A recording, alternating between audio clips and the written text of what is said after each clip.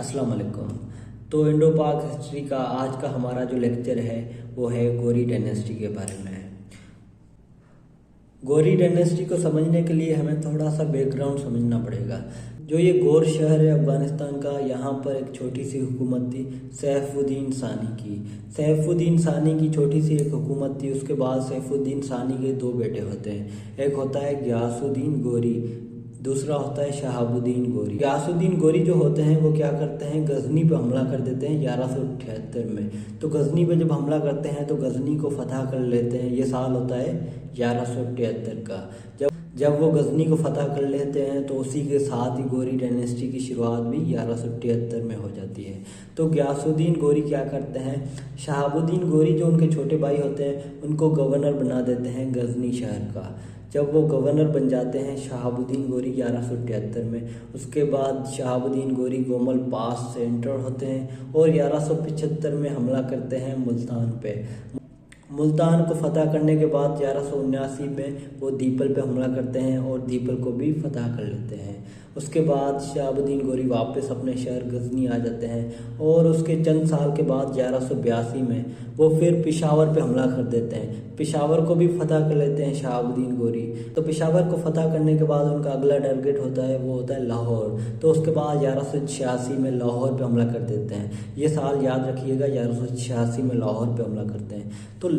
तो उस वक्त जो लाहौर का गवर्नर था वो था खुसरू मलिक। जैसे कि आपको पता है खुसरू मलिक जो था वो गजनवी डायनेस्टी का आखिरी हुक्मरान था। तो इसी के साथ 1186 में जब शहाबुद्दीन गोरी फतह कर लेता है लाहौर को, तो इसी के साथ ही गजनवी डायनेस्टी का भी 1186 में इख्तिताम हो जाता है।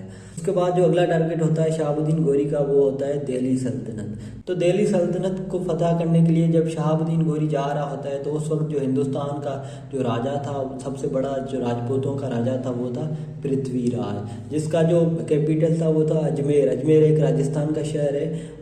तो पृथ्वीराज क्या करते हैं, अपनी आर्मी के साथ तराइन के मकाम की तरफ रवाना हो जाते हैं और शहाबुद्दीन गोरी भी तराइन के मकाम पे पहुंचते हैं। तो इन दोनों के दरमियान एक बड़ी जंग होती है जिसको हम बैटल ऑफ तराइन कहते हैं।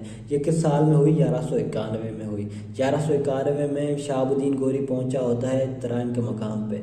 तो इन दोनों के दरमियान जंग होती है। उसके बाद शहाबुद्दीन गोरी को इस जंग में बड़ी बुरी शिकस्त होती है। शहाबुद्दीन गोरी इस जंग में जख्मी पड़े होते हैं। तो उसके बाद जो उनके गुलाम होते हैं कुतुबुद्दीन ऐबक के बारे में हम आगे पढ़ेंगे। तो शहाबुद्दीन गोरी इस शिकस्त के नतीजे में अपने आप से वादा करता है कि जब तक मैं इस शिकस्त का बदला नहीं लूँगा तब तक मैं अपने जिस्म से कपड़े नहीं बदलूँगा। तो उसके बाद शहाबुद्दीन गोरी फिर 1192 में फिर निकलते हैं तराइन के मकाम की तरफ। ये साल होता है 1192 का। इसको हम सेकंड बैटल ऑफ तराइन कहते हैं। तो क्वेश्चन आ सकता है कि सेकंड बैटल ऑफ तराइन किस साल में हुई, तो वो हुई 1192 में। तो जब शहाबुद्दीन गोरी तराइन के मकाम पे पहुंचता है तो पृथ्वीराज भी अपनी आर्मी लेकर तराइन के मकाम पे पहुंचता है। तो शहाबुद्दीन गोरी और पृथ्वीराज के दरमियान एक बड़ी जंग हुई जिसको हम सेकंड बैटल ऑफ तराइन कहते हैं। इस जंग के नतीजे में शहाबुद्दीन गोरी ये जंग जीत जाता है और पृथ्वीराज ये जंग हार जाता है। उसके बाद शहाबुद्दीन गोरी ये जंग जीत के वापस आ जाता है अपने शहर गजनी। इसी की याद में इंडिया वालों ने आजकल पृथ्वीराज 1, पृथ्वीराज 2, पृथ्वीराज 3 मिसाइल बनाए हुए हैं और हम पाकिस्तान वालों ने गोरी 1, गोरी 2, गोरी 3 के नाम से मिसाइल बनाए हुए हैं। तो जैसे कि शहाबुद्दीन गोरी की कोई औलाद नहीं होती, तो शहाबुद्दीन जो गोरी होते हैं वो अपने गुलामों को ही अपनी औलाद समझते हैं। तो जो उनकी सल्तनत होती है वो अपने गुलामों के दरमियान तकसीम कर लेते हैं और उनके गुलामों के बारे में पढ़ लेते हैं। उनके 4 मेजर गुलाम थे। एक था कुतुबुद्दीन ऐबक जिसने तराइन के मकाम से शहाबुद्दीन गोरी की जान बचाई। दूसरा होता है बख्तियार खिलजी और तीसरा होता है नसीरुद्दीन कबाचा और चौथा होता है ताजुद्दीन। तो कुतुबुद्दीन ऐबक को लाहौर से लेकर दिल्ली तक का गवर्नर बनाता है और जो बख्तियार खिलजी होता है उसको बंगाल का गवर्नर बनाता है और जो नसीरुद्दीन कबाचा होता है वो उसको मुल्तान से लेकर सिंध तक का गवर्नर बनाता है। उसके बाद जो ताजुद्दीन होता है उसको अपने साथ गजनी में ही रखता है।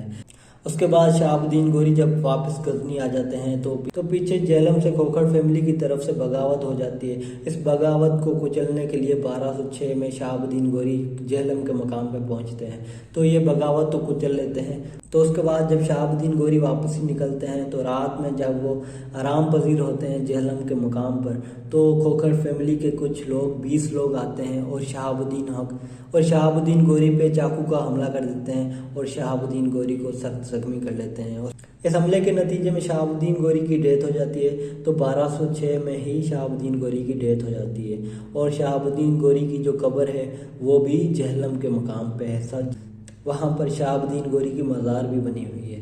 और इसी के साथ ही 1206 में गोरी डायनेस्टी का इख्तिताम होता है। उसके बाद जो डायनेस्टी शुरू होती है वो स्लेव डायनेस्टी शुरू होती है।